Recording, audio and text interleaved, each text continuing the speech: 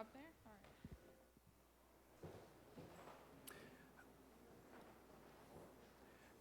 My name is Hamilton Staple, and it's my great pleasure to introduce our next speaker, Keith Norris. Keith Norris does many things, including running efficient exercise down in Austin, Texas. He's also a partner in ARX, and of course, he's the co-founder of PaleoFX. The title of Keith's talk today is From Teflon to Tang, Proposed Effective Training Methods for In-Mission Astronauts with Takeaways for the Earthbound Mortal. Please join me in welcoming Keith Norris.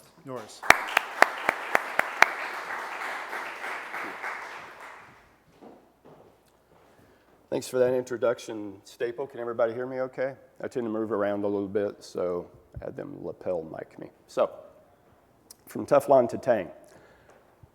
I remember very clearly 1969 as a 5-year-old kid watching the Apollo 11 landing on the moon. Obviously, that was a huge step for America, and it was a culmination of then President Kennedy's proclamation in 1961 that by the end of the decade we would put a man on the moon and return them safely to Earth. That was done flawlessly, people could say. The mission itself, though, took only 8 days.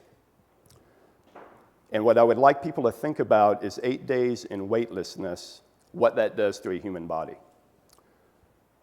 And really, we have not come very far since 1969 in trying to take care of a human in what is essentially, if we think of what we live in today as being a biological and evolutionary mismatch from what we were designed to do, think about what space is.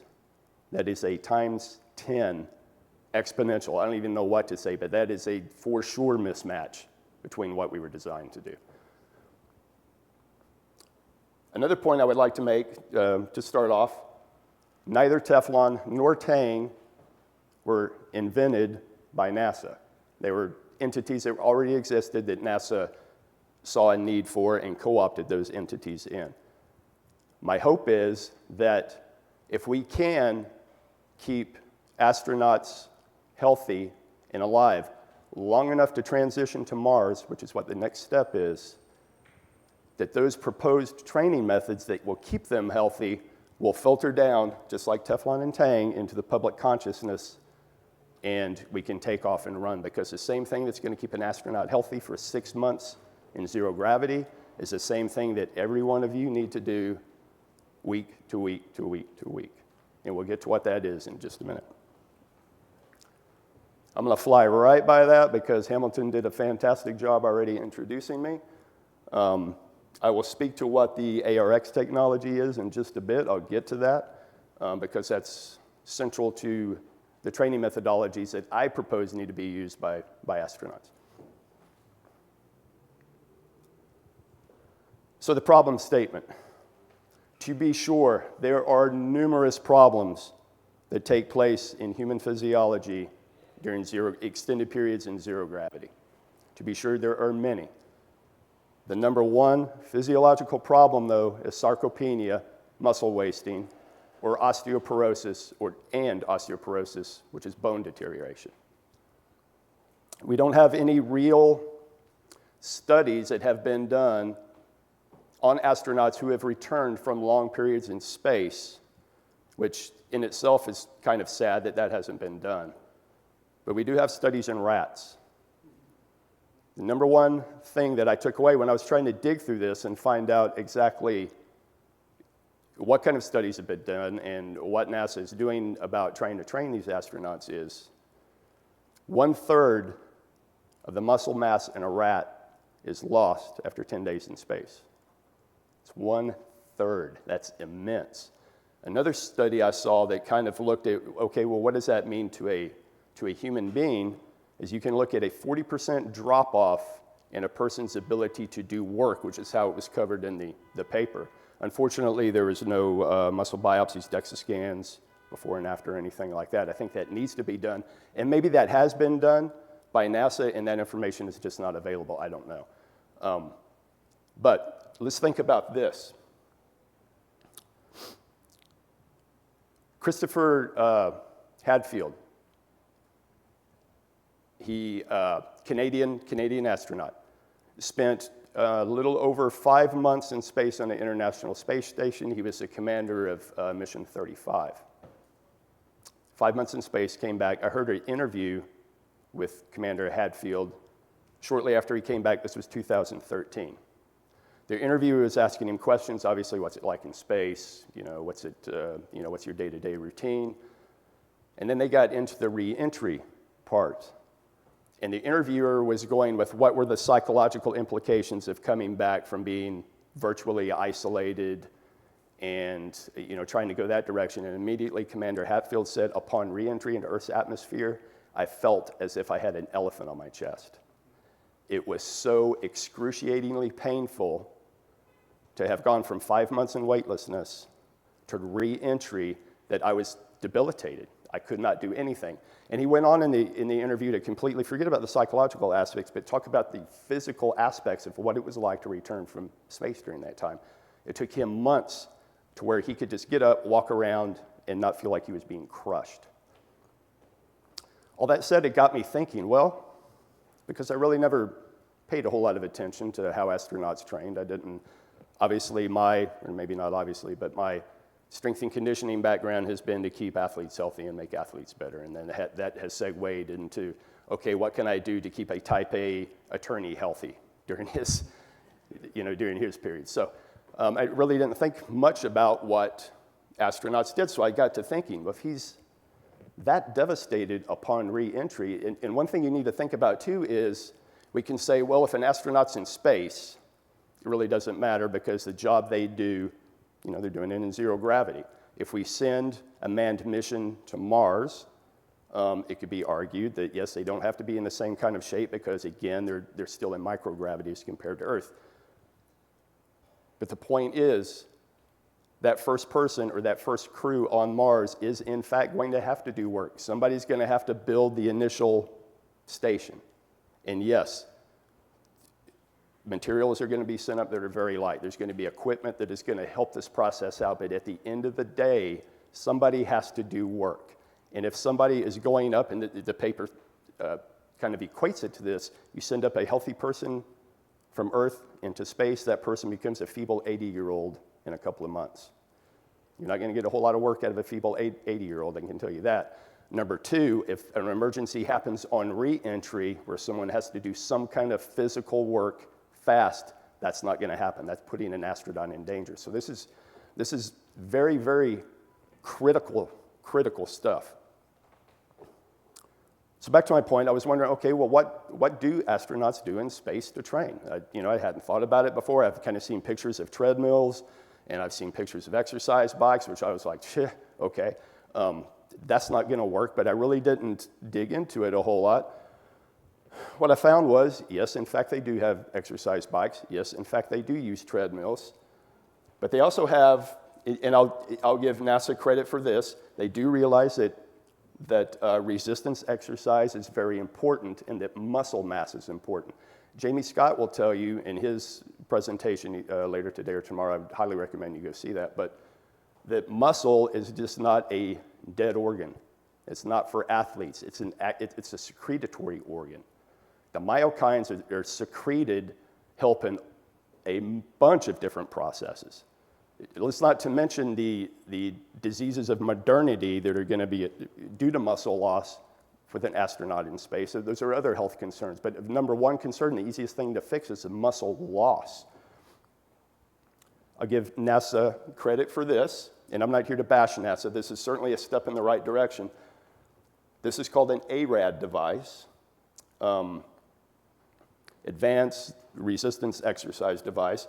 It's a series and a coming together of vacuum pumps, some hydraulics, and some other things that come together. A step in the right direction. The problem is, and I will get into this in just a little bit, that there is no eccentric loading on this machine. It's very, very little. I'll step back a little bit of exercise physiology. The eccentric portion of exercise is, you can think about it as a lowering portion. If we're back into gravity, it's a lowering portion of an exercise. It's the muscle elongation portion of an exercise. It sits in opposition to the concentric portion of the motion, which is, we can think, again in gravity, the pushing or the muscle shortening position of the exercise. When we look at training athletes, when we look at training everyday people, when we look at bang for the buck with resistance exercise, we always look at eccentric exercise first, because eccentric exercises is what causes the microtrauma in the muscle. It is what sets the cascade up for muscle building. In fact, in training of athletes, we use the concentric portion of the motion as a recovery tool. We don't even think of that as a building tool.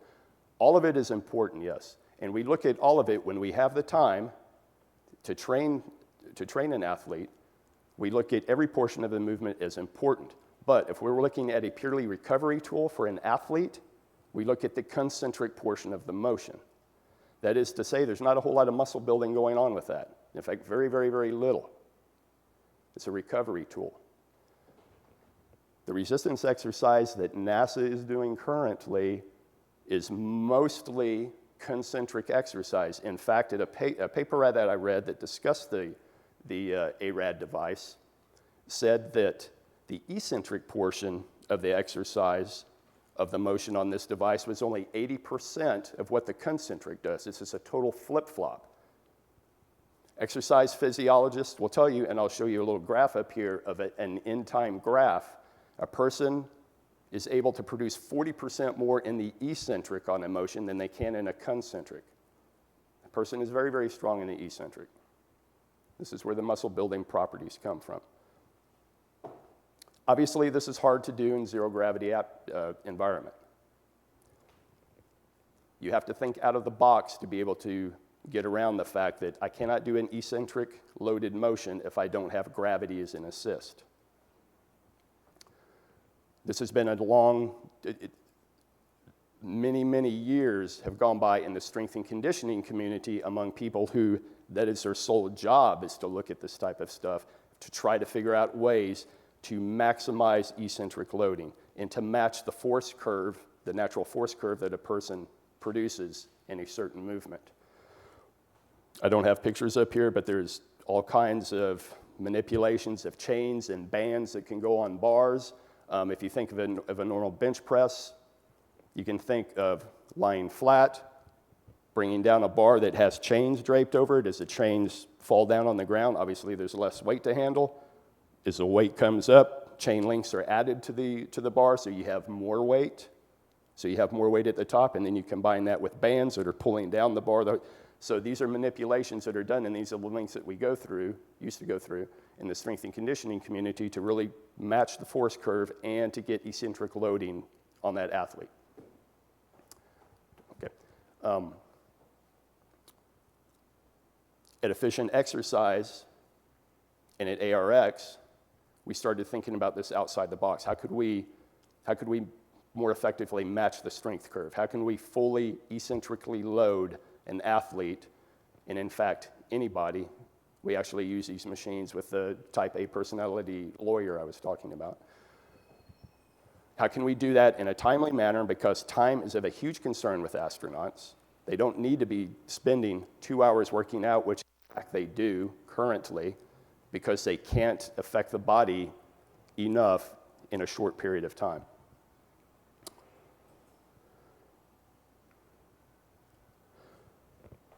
Adaptive resistance exercise is what I'm talking about, and I'm getting ready to show a short clip here in just a second about what that is and what that looks like. Maximum safety, time savings, and efficiency, which is huge. Like I said, back up to what the astronauts are currently doing, it takes them about 2 hours per day to go through their exercise routine. With what I'm proposing, I can probably knock that down to 20 minutes. That's a huge savings, huge savings. The first question people ask, well, what about payload? because the machine that I'm getting ready to show you is a big machine, and obviously payload means a lot. You can't be sending up a machine like that. It's huge cost to escape gravity. But these machines can be configured such that all you're sending up is a small motor, blast strap bands, some gearing, and some transmission type stuff. It's very, very light compared to what NASA is already using with the ARAD machine. So what does eccentric exercise look like as opposed to a concentric portion? Lowering, the plate is lowering. I'm resisting that plate's motion as it comes down. It's turning here and going up. I'm pushing it faster than it wants to go up right now. Concentric portion of the motion. Muscle shortening. Finish off the exercise. Now, what I want to point out, I don't know if everybody can see the graph that's at the bottom. That was the instantaneous graph that was produced from that motion that I just did. If you look at the blue line, immediately the machine starts moving down, I resist, bam, there's my force output, that first peak. As I come down and I start to reach a point where I'm biomechanically limited, the force output comes down, comes down, comes down. This is textbook force curve right here. I come down to the first peak is where I'm in this position, biomechanically most limited in a pressing position, and I start coming out of that position.